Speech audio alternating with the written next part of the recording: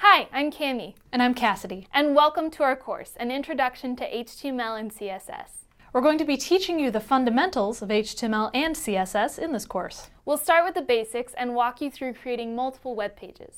This is a perfect introduction if you've never coded before and really want to start getting into websites and web design. Let's get started. In this section, we'll be learning about HTML. We're going to learn about structuring the page and all the basic tags that you need to move forward. So what is HTML? HTML stands for Hypertext Markup Language. And that does sound a little bit scary at first, but don't worry, it's not too bad. Hypertext Markup Language is the way that the internet is structured. Every single web page that you've been on is built with HTML. And HTML is structured in a few different parts called tags, and then there's text as well. In order to begin your adventure with HTML, first you need a proper editor. If you're using a PC, the default editor is Notepad. If you're using a Mac, the default editor is TextEdit. Both of these editors are minimal, so today we're going to be using an editor that we can access from the internet. It's called Atom. To begin, go to atom.io in your web browser. Once you're there, you can click Download for Mac or Download for PC. We already have it downloaded, and so we're just going to jump right in. When you open Atom, this is what you'll see. It's just a normal editor. You can type whatever you want and it will appear.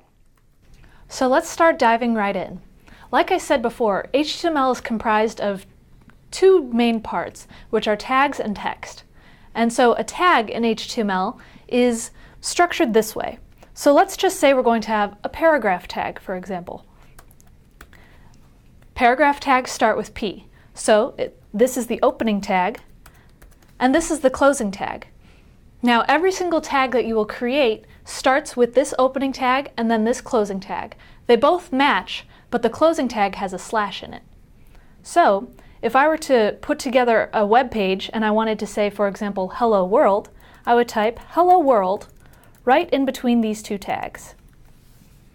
And that's it. You've already made your first part of HTML, and you could save this and open it in your web browser and see it live right away.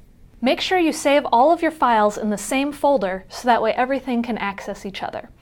I'm going to save this as index.html. When you save something as index.html, that means it's your home page, and every single home page you ever create will be saved titled index.html. Once you've created your index.html file, you can go ahead and open it on your desktop. And it might be different from computer to computer, but what you can do is you can right-click and then click Open With, and then open it with your preferred browser. I'm going to open it in Google Chrome. And there you have it. You already have your first Hello World page. Now we'll start writing a proper HTML file. To begin, you want to surround your HTML code in HTML tags. That's pretty straightforward. HTML is like a person. It has a head and a body tag. The head goes on top, and the body following.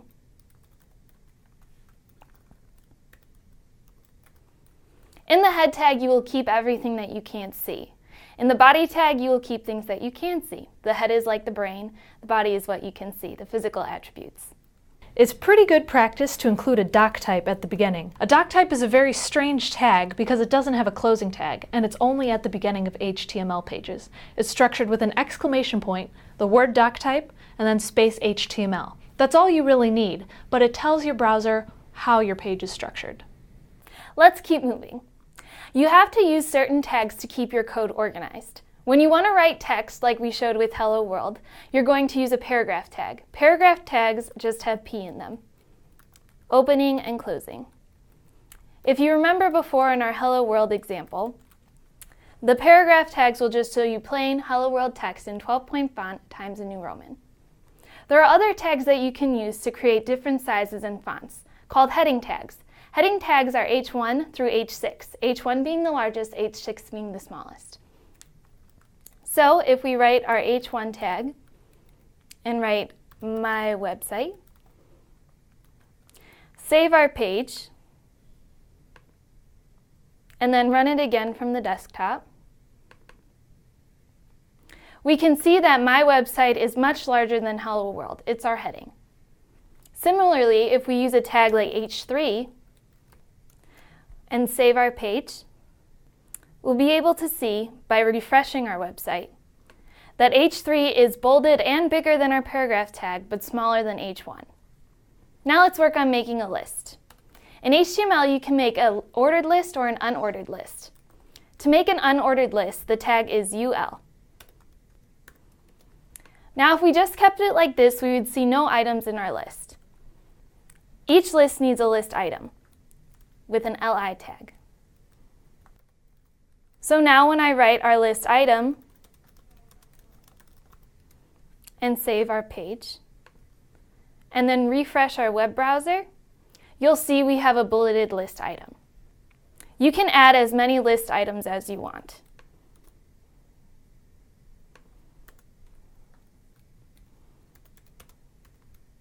Save it and refresh. Now you have 2 list items. Now let's make an ordered list. An ordered list is written exactly the same way, except instead of UL, it's OL.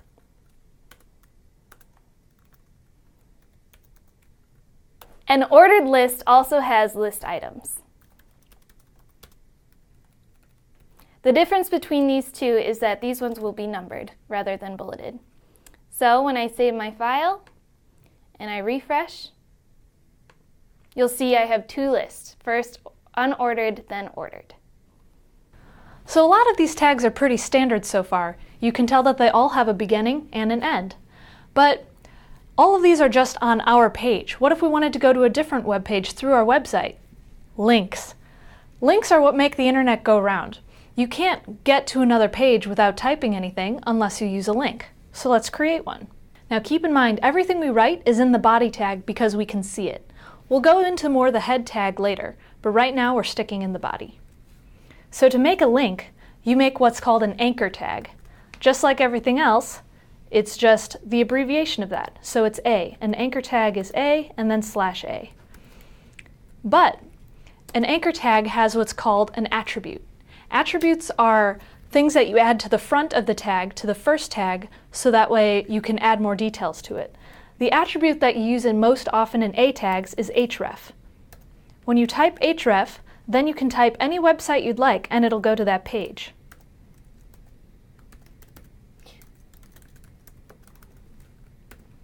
So you have your beginning tag that has the href attribute and the ending tag. Now in this href attribute, you need to have the word href equals and then in quotes your URL. Make sure your URL says http:// right before the actual website. Otherwise, your page might get a little confused and not go to the right spot. So now let's go to our page and refresh.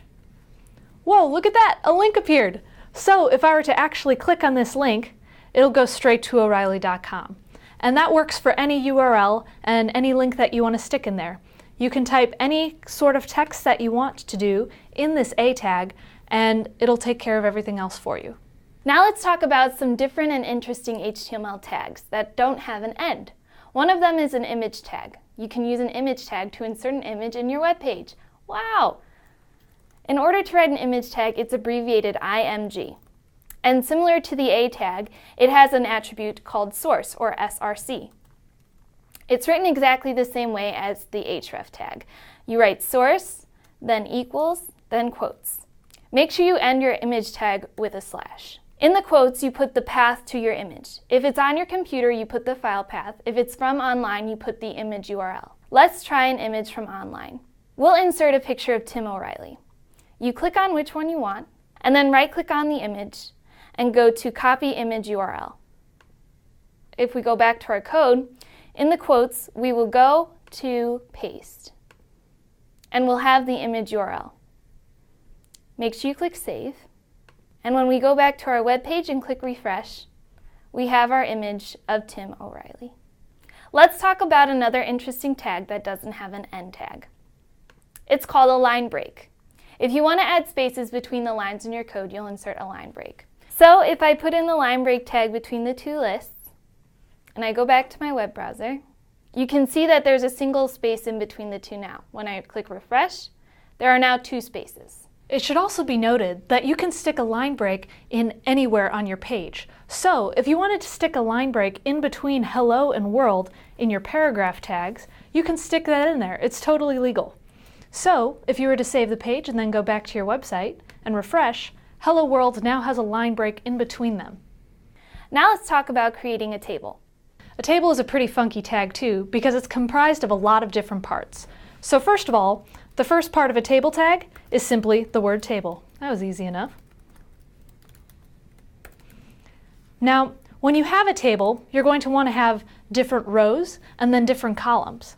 But we don't make different tags for all of those things. We just use rows and then put in the data in those rows. So for example, we have our table, and now I'm going to put in TR for table row. And I'm going to put in 2 table rows. Now, I would refresh the page right now, but you wouldn't be able to see anything. So I'm going to kind of populate our table a little bit first. The table has one really important attribute, and that's the border. You can have a border of your table as thick as you want or as thin as you want. The default is 0, so you won't actually be able to see the sides. I'm going to put a border of 1. And that's just the width of 1 pixel. And again, you can change this number as much as you want, but we'll stick with 1 for now. Now, in each of your table rows, you need to actually put cells, but each of these cells is comprised of data, so it's actually TD for table data. So we're going to put 2 cells in each row.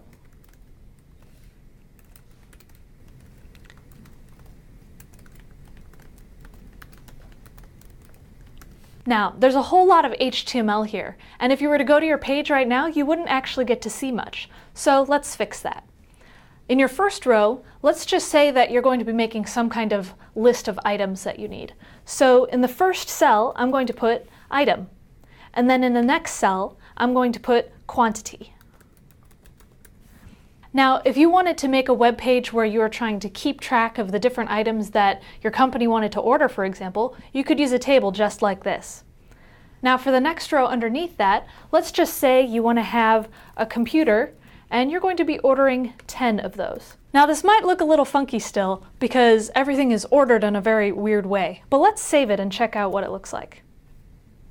We're going to refresh our page, and then go to the bottom. Whoa, look at that! We have a table! And so you can see that there's item, and quantity, and computer, and 10. So someone wants 10 computers, and that's just how it works.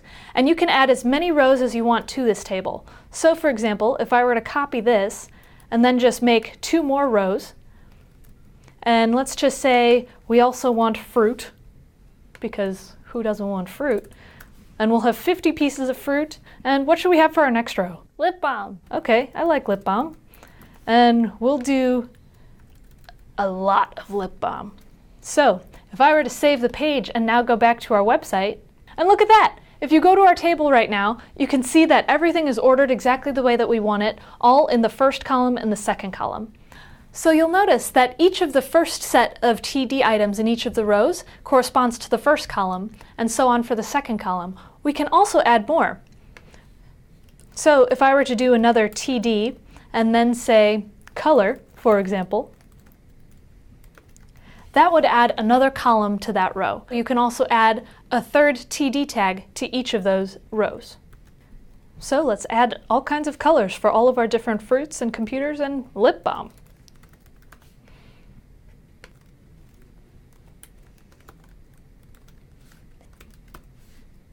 So if I were to save that and then go back to our table, now you can see that there's a third column. And so tables are actually pretty easy once you know how they're structured, and you just keep it all in the table tag. And again, you can change the border to whatever you want too. So if I were to change it to something crazy like 5, whoa, crazy, and refresh the page, you can see that the border is actually much thicker. Now, you can also change the colors of this too. So let's get into styling things the wrong way. Now, when I say that we're styling things the wrong way, that's because there's a proper way to do it, and that's with CSS, but we haven't gotten there yet. You have the ability to change all kinds of these styles in the HTML, and some people like that, but honestly it's very hard to maintain in the long run. So we'll get more into that later, but right now let's learn how to style things the wrong way. Let's go back up to our paragraph tag. Now, let's just say we want our paragraph tag to have a bunch of words in there, but we want all the words to be red. So what you can do is you type style, and so it's just another HTML attribute, and then quotes. Now, this is pretty straightforward so far. It looks just like the href in our A tag, but we're going to add a little bit more funkiness again in there. Let's just say that you want to, again, change this to the color red. So in style, you type color, and then a colon, and then the word red. Now, this looks a little strange because of the colon and everything in the quotes, but don't worry, we'll be able to explain a little bit more of that later. So if I were to save the page and then go back to refresh on our website, you can see now that Hello World is in red. You can do all kinds of styling like this. You can change colors, you can change how bold something is, you can change the background color even. If I were to style the entire body, I could add an attribute in there and then do background color, for example. And then if I were to change that to, say, blue, and then save the page, when I refresh, the entire background is blue. Now again, this is possible, but it's not necessarily the right way to do it, but it's good to know this information in the long run. I'm going to take out this styling because, honestly, it's not entirely correct, but again, it's good to know. Now we're going to start looking at the brains of our website. Now let's go back to the head tag. As we said before, the head tag is the brains of the HTML file. It will hold the things that you can't see, but the important attributes. For example, one of them is the name of your page. That's in something called a title tag. The title tag is not abbreviated, it just has the word title, and it has an opening and a closing. Within the title tag, you can name your website anything you want. So let's call it My Website. Once we save, and then go back to the browser and click refresh. As you notice, Cassidy's styling attributes have disappeared as we expected. As you can see in the top of your tab, it will have the name of your website, My Website. Wow! So we've learned a lot so far. We've learned how to put headings together, paragraphs, lists, tables, images, line breaks, and then all the things that you need in your head tag. Now we're going to move on and compile all those together and create a website about recipes.